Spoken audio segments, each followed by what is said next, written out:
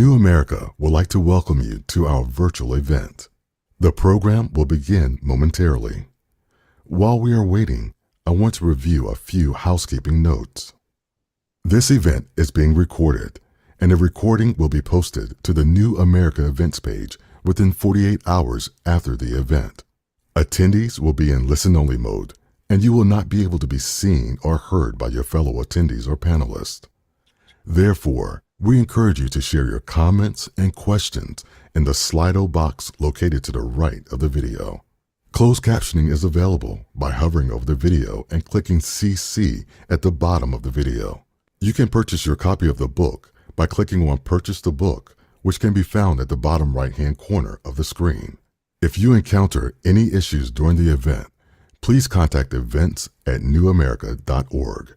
Thank you for joining us. We will begin momentarily.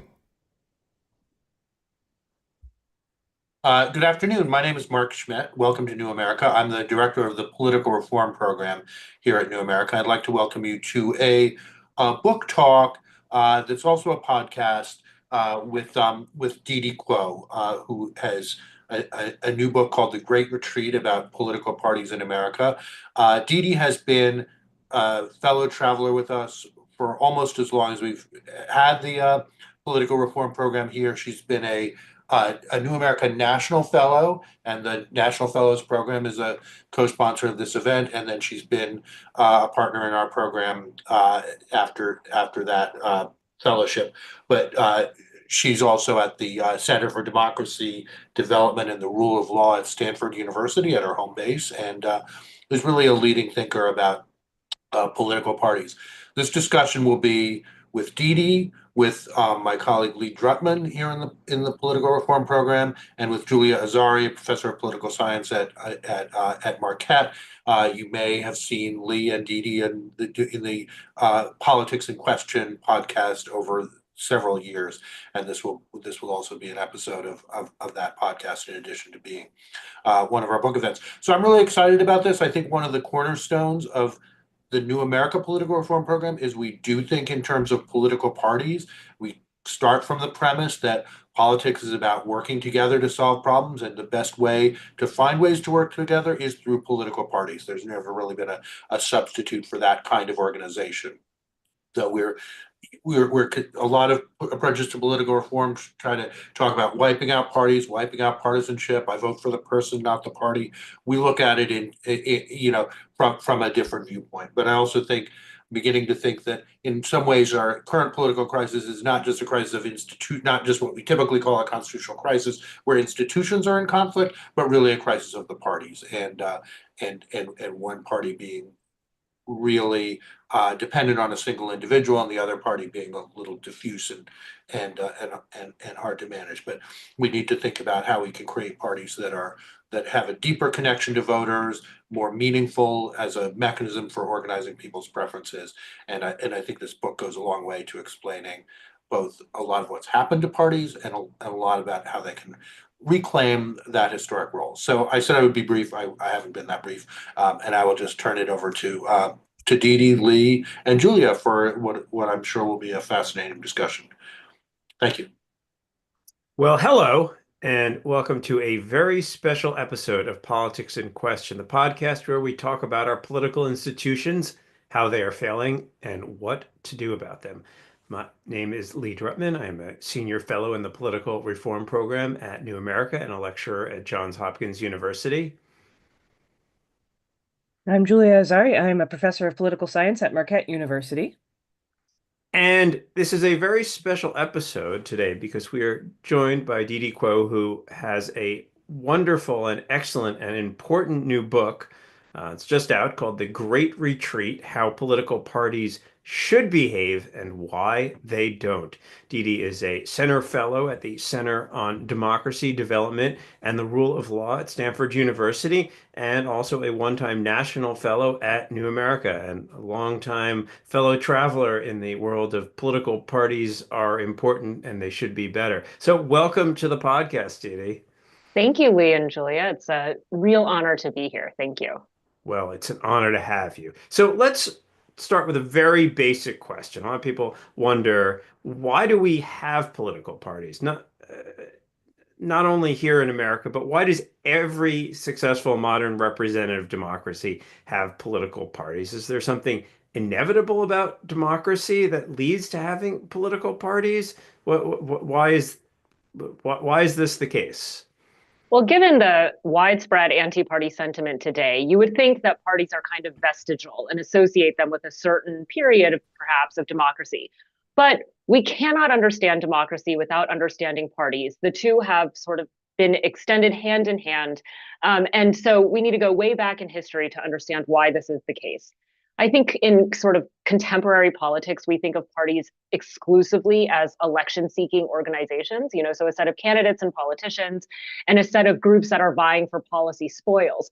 And to some extent, that is part of the story of the historical development of parties. When you had limited democracy and limited suffrage, you had elite factions in the legislature that loosely organized around similar interests.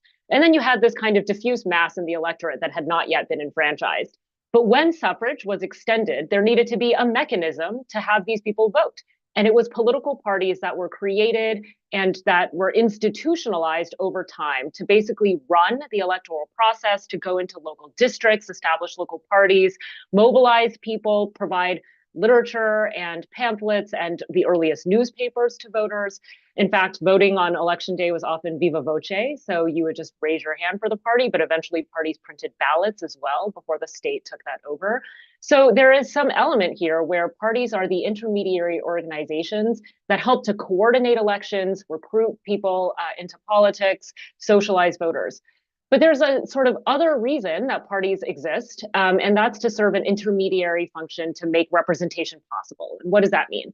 It means that they are the ones that link people's interests, which are very diffuse among the citizenry, into meaningful politics. So Lipset and Rokan famously wrote that political parties, quote unquote, freeze the divisions in society that are very critical, like the moments of critical junctures, nation's founding, or state versus church, urban versus rural. These kinds of divisions are ones that can become enshrined in the party system.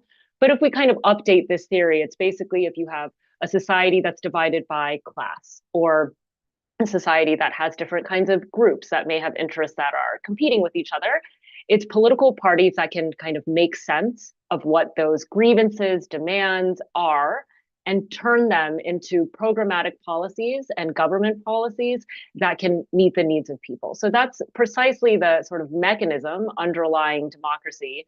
And when political parties are just good at one, i.e., just good at winning elections or just good at representing voters, they're fulfilling part of their mission, but not fully their mission.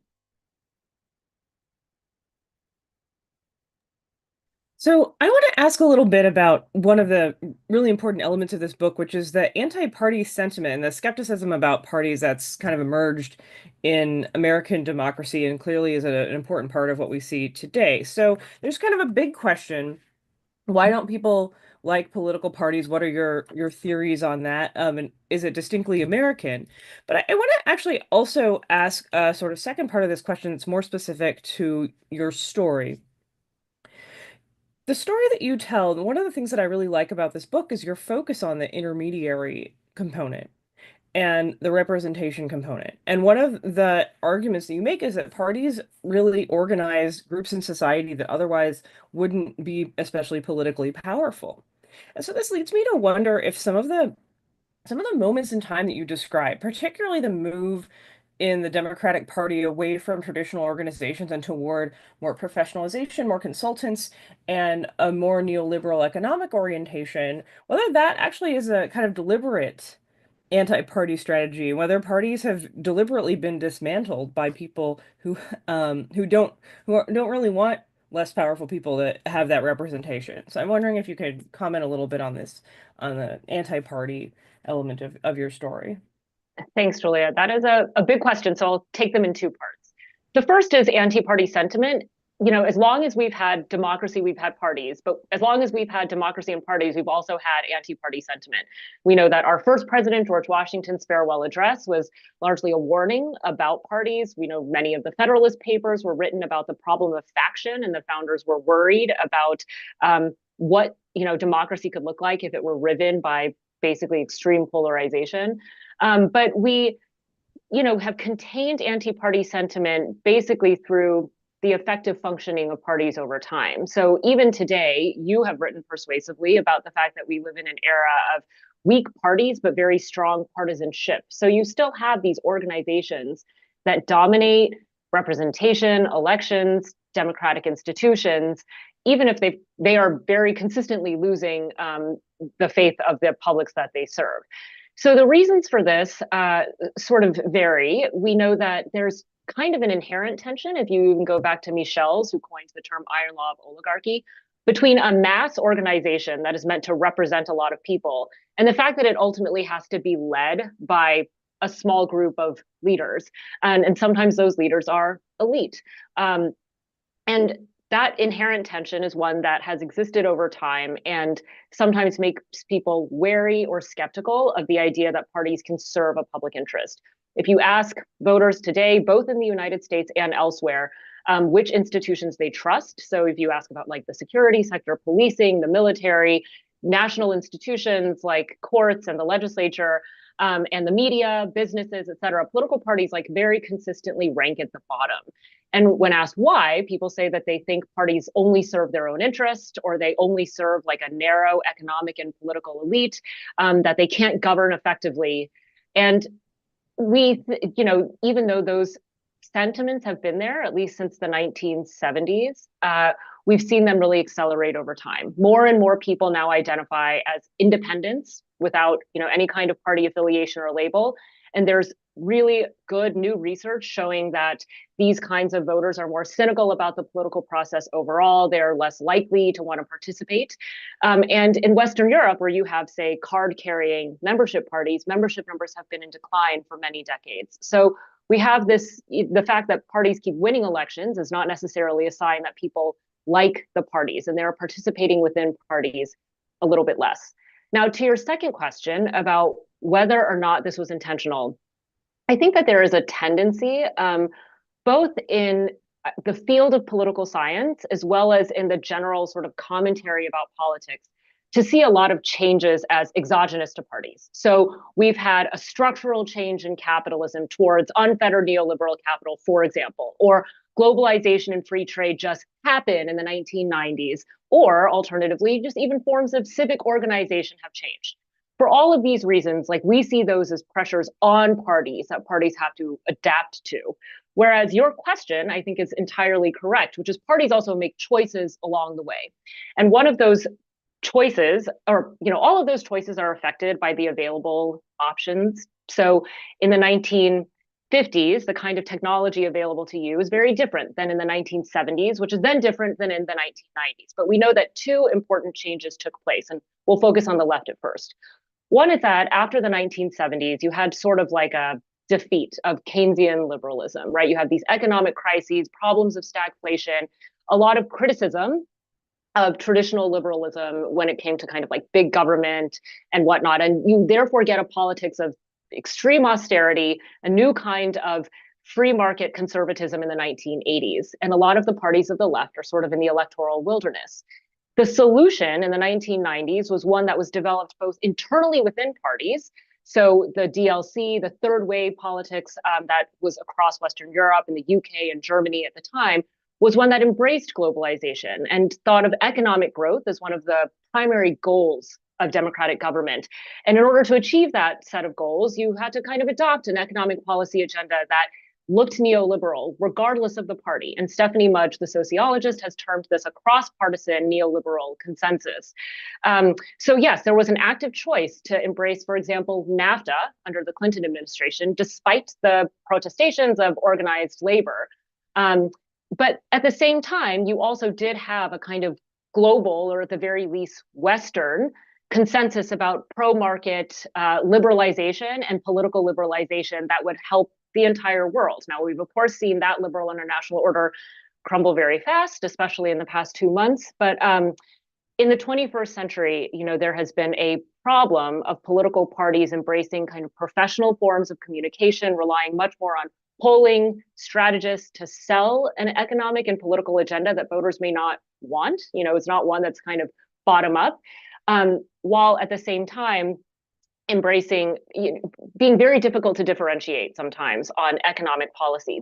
They differ in degree rather than in actual like position itself. And that's something we can get into more detail in later. But I will just note that in 2024, which was kind of a year of elections around the world, parties of the left have really struggled. And that could be because it's now been kind of 40 years of this a neoliberal consensus to different degrees that makes it very difficult for voters to identify like a sort of delineable left and right in a consistent way in period that as you could in periods past. Yeah, I mean, I think that's a really important part of the story. And one of the things that I think really distinguishes this book is the way it weaves together the political story with the economic story. I feel like there's frankly not a lot of political science books that take the economic developments seriously. And I mean, I think it's definitely an important part of the story that as the major center left and center right parties converged, voters felt they didn't really have so much of an option. And so they've moved to more extreme parties to try to say, well, we want something different. And the only way we can vote for change is to vote for more extreme parties. I tend to think that these things move in cycles, and we'll move back to the left in the next 4 to 6 years, but who knows. But the important tension here when you talk about the way in which the parties have moved from marketing candidates or moved towards marketing candidates rather than representative constituencies, they kind of lost that integrative function, which they performed in the past. Now, you reference back to Robert Michel's 1915 Iron Law of Oligarchy.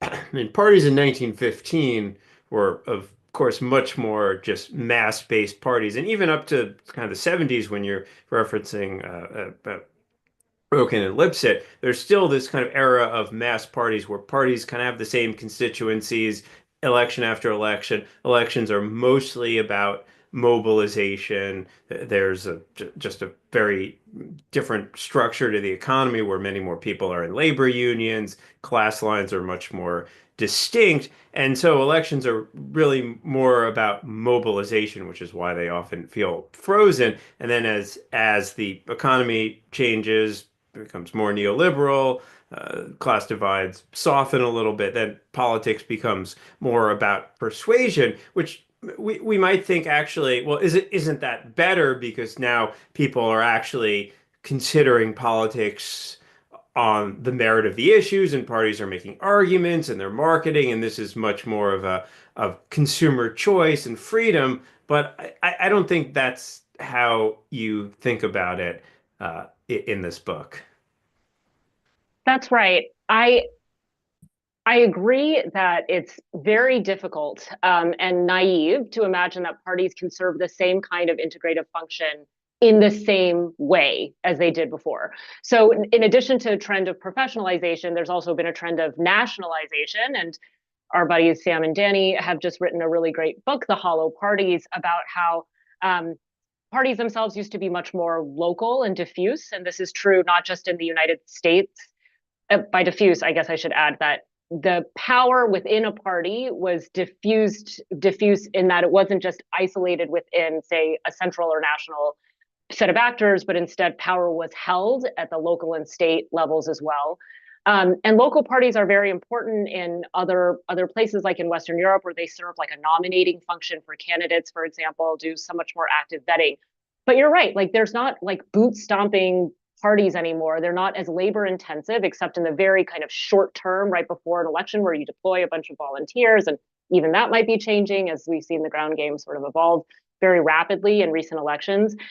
So the combination of the structural change in society, where you don't have a manufacturing sort of class-based workforce with labor unions and strong sort of ancillary civic organizations that are layered on top of parties to help serve this representative integrative function, and the fact that you have these new ways of reaching voters directly without having to maintain a robust local organization, it kind of does two things. It makes the work of parties more efficient, as you're saying, like you can just kind of market different messages. And these days you can do very direct targeting of voters to try to gauge what specific issues and appeals may work on them.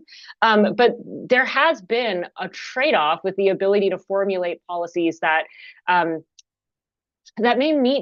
may actually like force government to have to do things to ameliorate the problems caused by contemporary capitalism. And if we're going to be a little less general about that, what I'll say is the reason that parties have been so integral to the relationship of democracy and capitalism is because parties can help create countervailing power, right? In John Kenneth Galbraith's formulation, that if you have no way of organizing diffuse interests or ones that are not going to effectively organize on their own very easily, as Julia just said, people who have less economic and political power, then you need kind of institutional mechanisms to ensure that that kind of representation can happen. Traditionally, that was done through political parties, especially of the left, labor parties and social democratic parties. And today, when you have many parties that claim to represent kind of everyone and have moved past class-based appeals, but you yet know that society is still segmented economically, it's very challenging to organize a countervailing power to capital. So I think we're seeing an extreme effect of that today, where the world's richest man literally is dismantling the federal government with no accountability. I don't think that that was something we all would have predicted even in November, but we have seen, a decline of labor unions, a decline of the sort of left in general. There is not necessarily a compelling intellectual alternative to neoliberalism. There are a lot of things on the table. There are very smart people who are thinking about it, but until I think the left has organizing principles that are very distinct, it will be difficult to sort of muddle through in this way. And part of what those different principles need to spell out is what a social contract looks like in the 21st century, right? If it's not going to be something that sort of represents the post-war consensus about big welfare states and such, there needs to at least be an articulation of like what states should do, governments, versus what markets should do. And it cannot all just be private sector solutions for problems. Didi, I want to ask a little bit more about your sort of story about the centrist move in the Democratic Party. I thought this was not just an interesting kind of account of what's happened in political parties and interesting story through this power lens, but it also is an interesting intervention in the way that we typically think about parties. So to echo what Mark was saying earlier about the way that this lens on reform is a little bit different and more pro-party than what we often hear in this space. I thought that you really took on decades of polarization literature on page 73, quoting your text. You talk about the third way move in the Democratic Party to the center. And you write, moving to the center does not entail a specific political agenda. The political center is a nondescript place, a non-existent voter, yet it looms large in the public imagination. And you also kind of, in that same vein, suggests that the Democrats' emphasis on electability starting in this 1990s period has undermined their capacity for representation. So this is, in some ways, I think I realize this is a little bit of an inside the intellectual conversation question, but I think it's also an important one for understanding the nature of the problem. Can we understand this as a critique of the polarization literature? For 30 years, we've been told that the center is vital and it's disappeared. And I'm curious and that this disappearance is responsible for a lot of what we have. And I'm curious if you see this as a sort of intervention and reorientation of how we think about parties and partisanship. That's a tricky question, although I really appreciate it. I think that so we have decades of an understanding in political science of median voter theorem that along a sort of left-right spectrum, two parties or most parties should compete towards the median voter. And when I say that centrism is not real, essentially, what I mean is basically that if you don't hew to any specific segment or constituency of the electorate, if you want to do something as a political leader, but no one specific seems to want it, or it's kind of like small minorities that you can cobble together to create a coalition that would be kind of shrugging okay with it, then you may be appealing to enough people to win your votes, but that is not really effective representation of any of those constituencies. And there are a lot of really good accounts about how the Democrats embraced these different kinds of economic policies. And some people who would say, like I just talked to our friend Steve Tellis about this, that was an urgent need, for Democrats to be electable again. You have to reformulate. And there was factional conflict within the Democrats, and the DLC won that faction by promising that they would bring majorities back, and they were able to do that. But that has, I guess I would say, like the search for a set of policies that will appeal to enough voters for you to win, and in theory, you say is then kind of majoritarian policy, has short-term benefits but long-term costs, because your traditional constituencies who you claimed to represent faithfully feel abandoned. And over time, you are kind of ad hoc assembling coalitions as you go in ways that reveal you are not really like basing the policies on from a bottom-up process on segments of constituencies who have sort of become loyal to these policies or will advocate for their continuation. So I guess what I'm talking about here is a little bit of like a policy feedback mechanism. There's in the sort of third way, it's been much more difficult for parties, especially of the left, to achieve that. There's not like a contemporary New Deal, for example.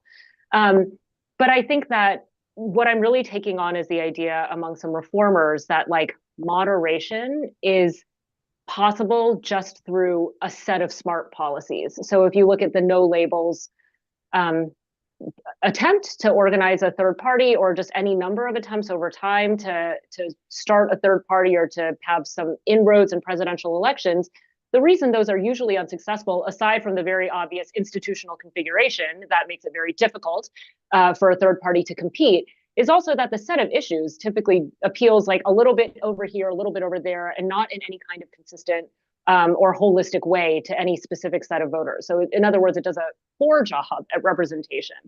Now, when it comes to the polarization literature, I think that what's been so difficult in the writing of this book, when you have like sort of a dominant strain of what's being studied right now, is why the parties are so different, is that people who look at this comparatively say that the parties have become more similar. So on, these economic policy areas, their policies are different, again, like in not in kind, but just in degree.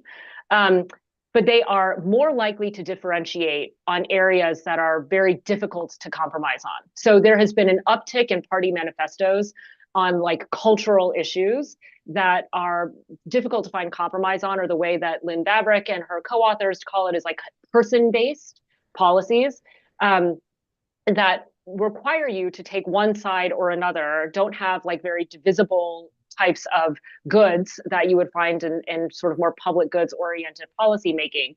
And that can up the stakes of politics and make the parties look very divided, even though there's also these areas on which parties largely agree. And two examples that I draw on in the book are from Europe and Latin America. So in Europe in the 1990s, the EU was created through a somewhat democratic process where each national government passed referenda to sign on to the EU. And once the EU was established, the European Union then took over a lot of the economic policies around trade, the movement of goods, capital, and people, right, were then set by a supranational organization, which really constrained what it was national parties could offer their voters. And we've seen a rise in new parties and extreme parties in Western Europe as sort of the mainstream parties of the center right and center left have become more constrained or less distinguishable. Similarly, in Latin America in the 1980s, with the rise of kind of like structural adjustment programs and a Washington consensus is accelerating through the 1990s, many national governments were basically required to implement austerity programs and scale back the scope of their federal government or of their, like national governments and bureaucracies, and embrace free trade and any number of things we would associate with like a neoliberal consensus. And the party who, whether it was a left or a right party, needed to implement these policies. And as a result, that also, as Nomlupu has written, created a process of brand dilution, which made it, again, more difficult for voters to hold parties accountable and more likely for radical and extreme candidates to like capitalize on the grievances in the electorate and come to power. And what I'm saying is we can see a similar, not exactly the same, but similar dynamic occurring in the United States, where you get, more politics around cultural, a sort of amplification of difference on different kinds of issues, and definitely a lot more competition, as well as Francis Lee has written effectively about, which has upped the stakes of politics between two parties and furthered polarization. But at the same time, neither of the parties is necessarily like representing a center very effectively.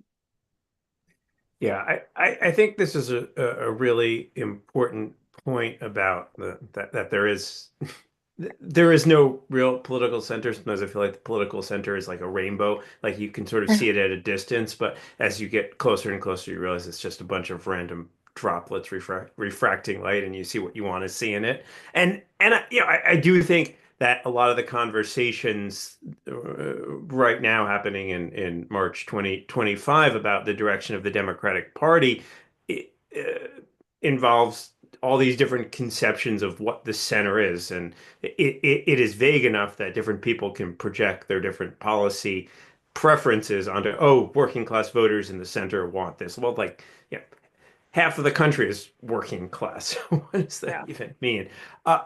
But within that working class, like working class used to mean something much more specific when politics was organized around class. And as you're talking about, that politics throughout Western democracies in the U.S. was really about the working class versus the managerial class, and that got muddled.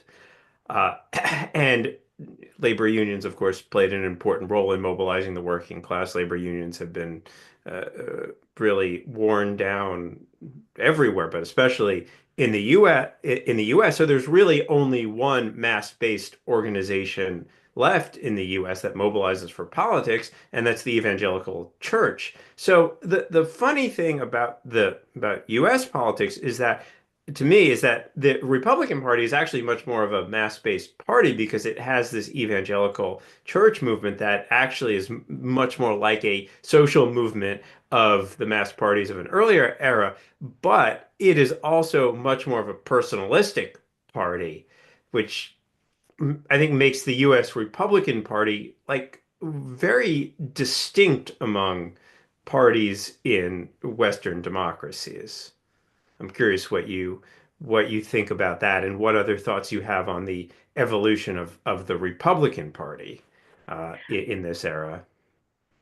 So it's something I've really struggled with and continue to struggle with is whether or not the Republican Party is more civic than the Democratic Party, especially since the 1990s. It's in the 1980s that you start to get like a much more consistent and mutually beneficial alignment between evangelicals and the Republican right, even though there's a long history of conservative parties being linked to religious organizations and stuff all through the West. So it's not new for conservative parties to represent, to have more religiosity and religious voters within it.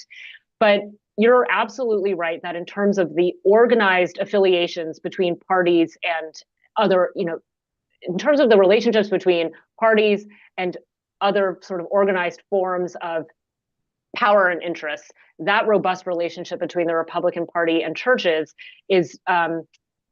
seems to be much more visible and more beneficial than something we would find on the left. The interesting thing and the difficult thing about the Republican Party is that it has, for so much of our like political awareness, like past 40 or 50 years, has been a party of the wealthy and of the well-educated. And in the mid-century, when both parties had a lot of different factions within them, maybe this wasn't the case, but in the 1980s and 90s, when the Southern Democrats go to the Republican Party and you start to get much more cohesive ideological sorting within the parties, you see this tension begin between like sort of the capitalists are Republicans, and also you have some like some members of the evangelical right and the beginnings of the working class kind of shift to the Republican Party. This is not, and now I think the acceleration of the personalization of the Republicans is very recent. I really think it's a Trump phenomenon after 2016. And it was not clear that President Trump would be able to really take over the entire party. You had an extremely powerful and long-standing set of I wouldn't even necessarily call them center-right politicians, but people like Liz Cheney, who had long been, I mean, her family and the Bushes, for example, had been longstanding Republicans. And it's not just true of political dynasties, but also across so many different states that have different kinds of Republican voters. You had Republican elected officials who I thought would be able to maintain their hold within the party. And slowly you see this takeover happen in different ways with, Trump first installing family members at the RNC, Trump breaking a lot of norms around his family and access to power when he was president. And it has really accelerated in 2024, where, across successive midterm elections in the past few years, you see MAGA candidates do well. And now you have Elon Musk literally threatening Republicans with being primaried if they don't follow sort of what Trump's agenda is in Congress. And so that's really blurred the sort of Article 1 powers that the Republican Party in Congress has, as those candidates feel completely beholden to President Trump. And there are the reasons for the personalization of the Republican Party, I think, are distinct from like the causes of polarization across the past few decades. And I think are also distinct from the relationship of evangelicals to the Republican Party. So they sort of all need to be taken apart, and we do that if you're interested in that. All I will say is that some of the trend that we see of realignment around the right is not just happening in the United States. So the rise of a far right, of course, has been happening in Western Europe as well, mainly in the form of new parties rather than in the takeover of an existing party. And that's largely because they have multi-party systems. But, the dynamics are not exactly the same, but we see a similar trend of certain types of leaders coming to power, capitalizing on the same types of grievances, and arguing that, maybe the democratic process itself or democratic institutions is inherently flawed. And at the worst case scenario is using that as a pretext to undermine democracy from within. So I'm not, even though the causes are very different in the United States, the trend around the world, or at least across the advanced democracies, is similar. And we've seen, instead of the Republicans being sort of a faithful party of capitalists now, the dynamic over the past few years has been a little bit of a rupture in the relationship of businesses and the Republican Party, as the party has gone in a little bit more of like a populist direction. And Jacob Hacker and Paul Pierson have argued that the Republican Party has to embrace plutocratic populism, where they will provide large tax cuts to the wealthy, while also trying to cobble together this working class coalition through grievances. But we've seen an educational divide enter into politics, where people who are better educated and sort of occupy the professional middle classes are more reliably partisan voters of the left. And that has not historically been the case, but it means that even the left, which was historically the party of the working class, now represents a segment that they have not historically been tied to. So this realignment is happening at the same time that you have this trend towards far-right extremism that I think spells a much bigger threat than just to the party system.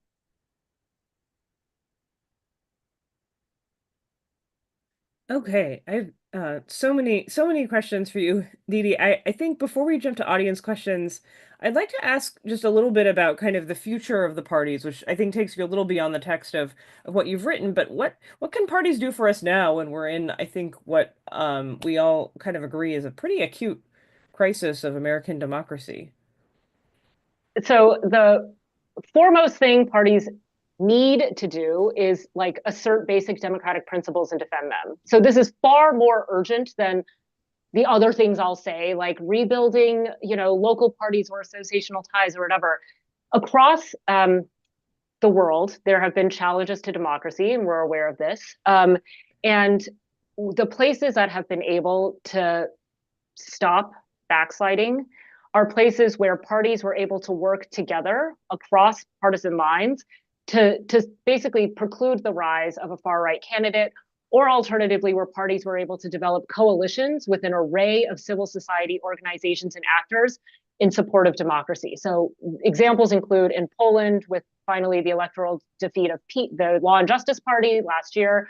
In France, multiple times that Marine Le Pen's National Rally has made it to the final round of the presidential election, or was poised to do very well in legislative elections this past summer.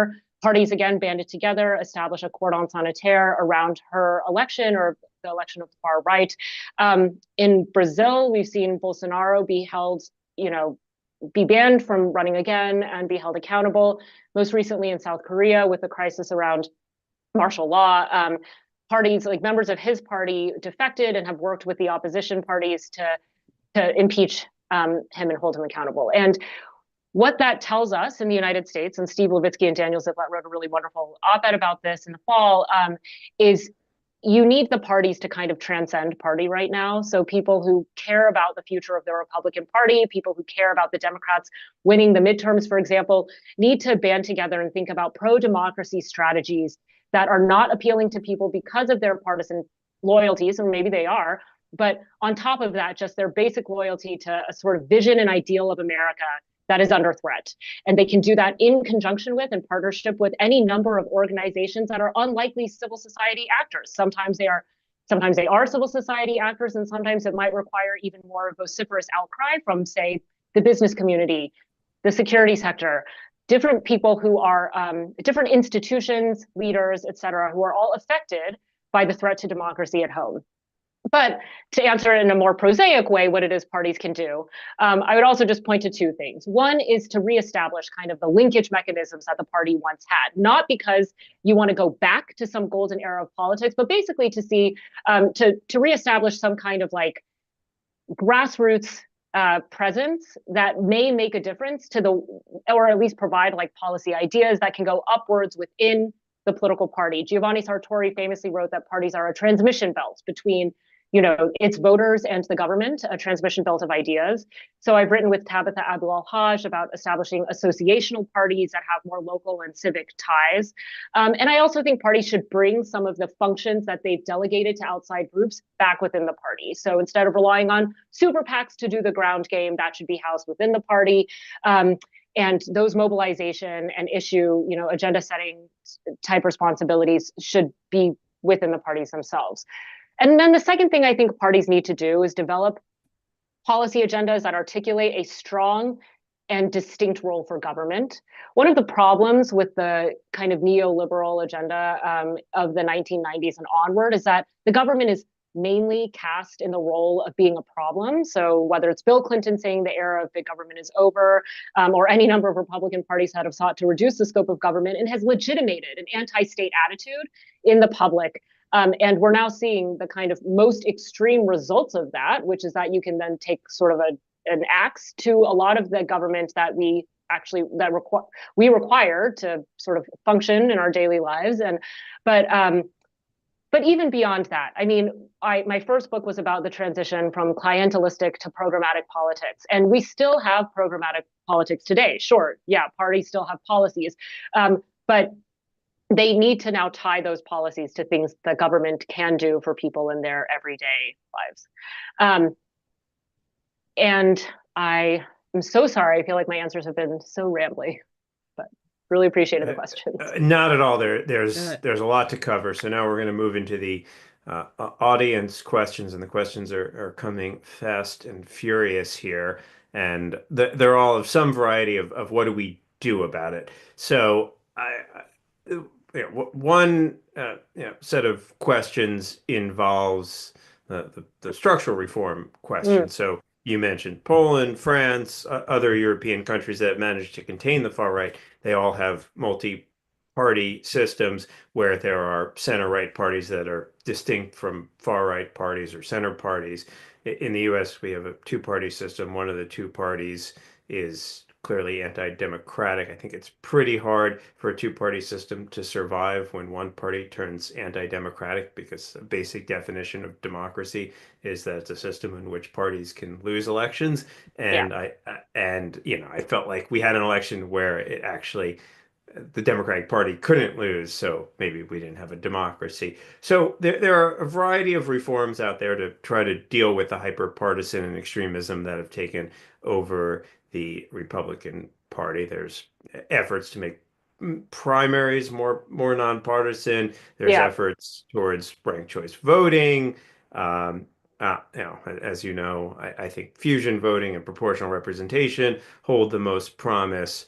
And I, like you, I think of these through do these reforms help parties, or do Yeah. they weaken parties? So I'm curious, when you survey the landscape of reforms out there, I mean, obviously none of them can come in time for the 2026 election, probably not for the 2028 election, but like long term, what do you think is going to build healthier, stronger, more functional parties?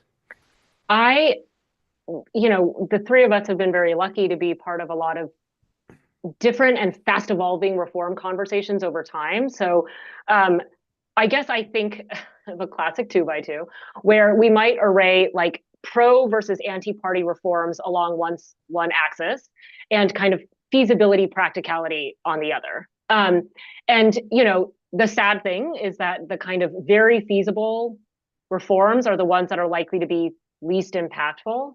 And then things that are probably very heavy of a lift, like proportional representation, would be a much more ambitious reform for Congress.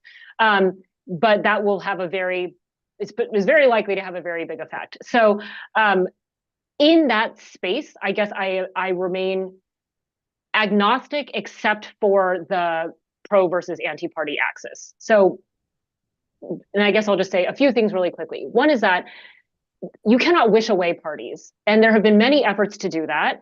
And I think that have been failed efforts very recently to imagine that you have these nonpartisan primaries with ranked choice voting in the general election. The problem with those reforms is twofold. One is that despite the fact that primaries have become a vehicle for like extremist candidates, and most other countries don't use party primaries, and I certainly think we should think about primary reform, but towards like less plebiscitary candidate selection. The problem with just taking the party out of the primary process entirely is that where parties make decisions about candidates, you still can get better outcomes. Part of the problem with primaries being a source of extremism is because we have this incredibly diffuse world of campaign finance, and that basically becomes a form of candidate selection. And people who get involved in primary races, either as donors, large or small donors, tend to be more ideologically extreme than general election voters. But also we have, that's not like a bottom-up reform. So when people are upset about the institutions, they're not necessarily saying that the primary responsibility, the party's responsibility over primaries was driving them mad. And over the past few years, we've seen many ballot initiatives that were well-funded because basically elites like these reforms across different states fail. So I think, on some level, that means that I sort of don't like it on its anti-party grounds, but also like you're throwing a lot of money at something, people don't seem to want it. Maybe you think about some other way of getting at reform. I also like to go back to this question of faction that we've raised. Sometimes if you want to build, if the parties are doing something you don't want, you need to remember that parties are themselves sites of like factional conflict. You need to go within the party to build the kind of power around the issues that you care about and work in that mechanism, not always like outside the party or circumventing the party. So, I think in the very short term, institutional reforms that are drastic are not really on the political agenda. There's kind of like a getting your house in order first, because you're absolutely right. We have anti-democratic parties and leaders in play that are a fundamental threat in a way that our institutions are like not. But I would just, think about reforms in a do they strengthen or weaken parties metric, and we want to strengthen them. And then are they practical or feasible or not? And try to find, that sweet spot of like high impact, but also feasible, that also helps to strengthen parties. Okay, great. I'm seeing a lot of great questions here in the chat. I'm going to ask one that I feel is kind of the perfect Didi quote question. What do you see as the delineation between of civic responsibility between public and private sectors? How should they work together? Oh man. So it this is like outdated at this point, probably. But in the final chapter of this book, I wrote about how this imbalance of markets and states that you've gotten after kind of 40 years or so means that the public doesn't see the state as a solution and increasingly sees the private sector as the purveyor of solutions to public problems.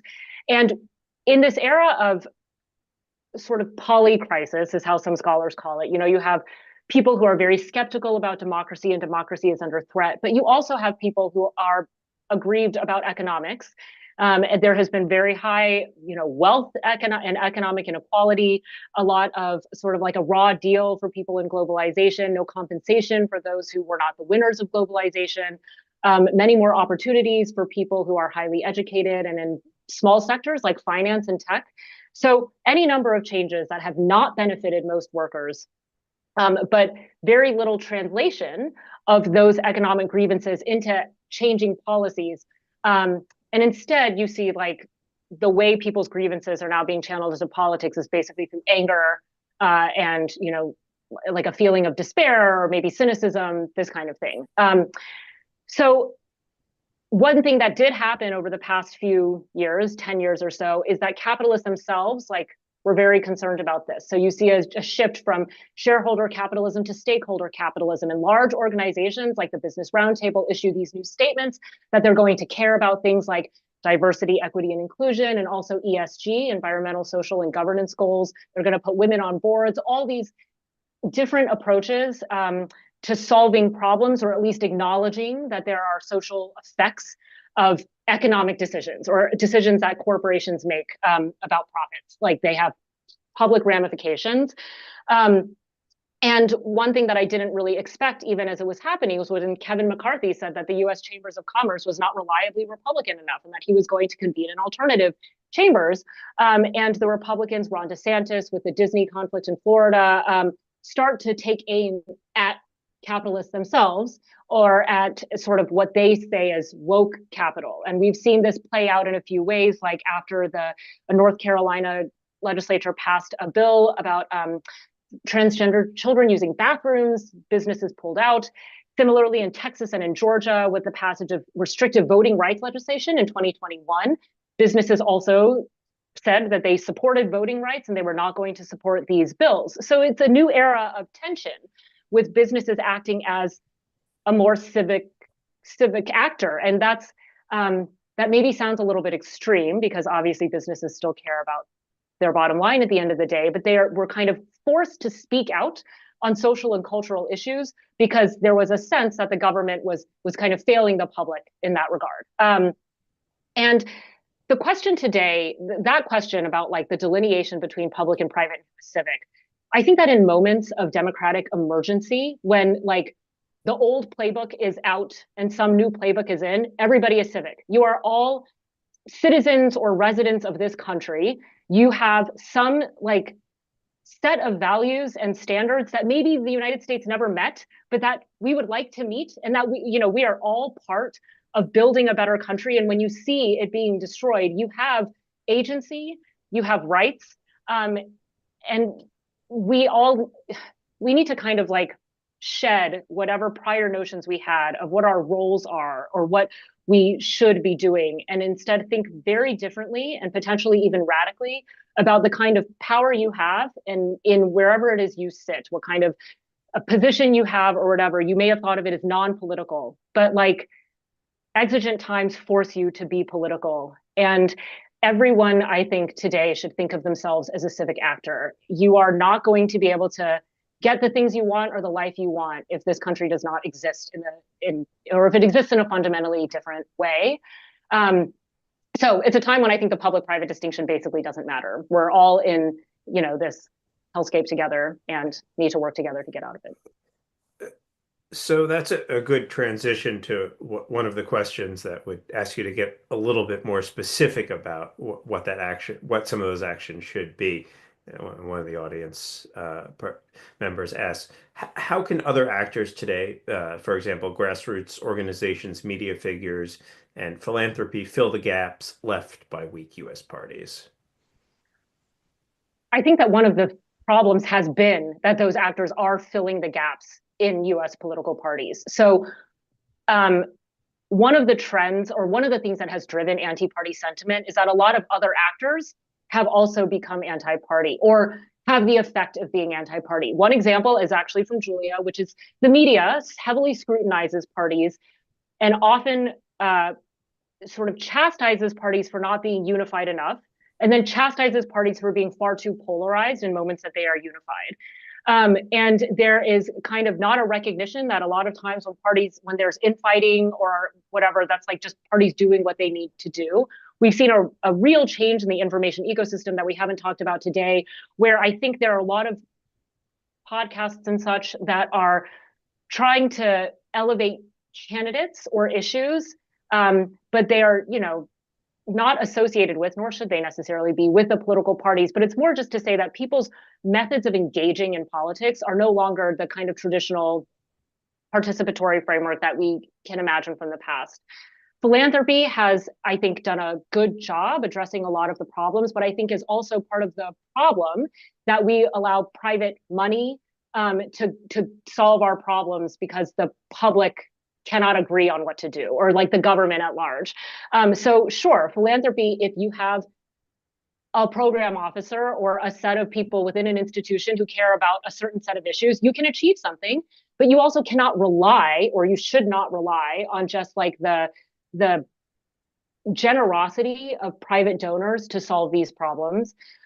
So really, it is about building power in parties, starting at a local level. So if there are different organizations and nonprofits working on solving problems in communities, they should not be afraid to work with a party or decry the presence of political parties, but instead should try to develop robust and consistent linkages with parties. They should try to then assume power within those parties and bring those issues up, scale up the way that local victories happen. This is like one of the factions playing out within the Democratic Party are like the heartland Democrats who know how to just have a problem solving agenda. Okay, well, that's one that you need to sort of articulate from the bottom up and then hope that it has some way of translating into a more national framework or sort of diffusing into other states and other districts. So if there's a way to summarize that, it's basically all of these other actors are critically important, but they play an important role in not seeding more distrust and sort of throwing more like trying to make an argument that parties are not inherently legitimate. Doing that is only going to kind of further undermine the ability of our representative institutions to rebuild after this, sort of moment of crisis. All right, thank you. Well, I've been tasked with wrapping up. So I'm just gonna very briefly pull out three things that I thought were particularly important from this conversation. And one was what Didi's offered us with the two by two of the reform possibilities. I think that's actually a really smart way for people who are interested in this to break it down, is to think about reforms in terms of their feasibility and also their where they fall in a pro or anti-party dimension, and that will help me think a little more with a little more nuance about party reforms that come into these spaces. The second one is something I think Lee brought up earlier, which is the crucial importance of thinking about political parties and their development as an interaction with other political developments that we may not think of as central to the party's literature, particularly as Didi's work has led us toward interaction with a development of the economy, but also to think about it in the contemporary terms and think about what's going on now in terms of rising authoritarianism. And then finally, the thing that I think is really the crucial intervention of this book and in this conversation is to not think about parties as static entities, but to think about parties in terms of what they do and the functions that they perform, and that those functions can be quite dynamic. So I think as we're having these conversations about what parties are and about parties as organizations, it can be really helpful to think about breaking them down into different kinds of representation actions that they take at different given points in time, and to bring some dynamism into that thinking. So that's what I pulled away. Undoubtedly, there's much more to say, but that is, I think, where we have time to leave it. This has been another episode of Politics in Question, and we thank you all for joining us.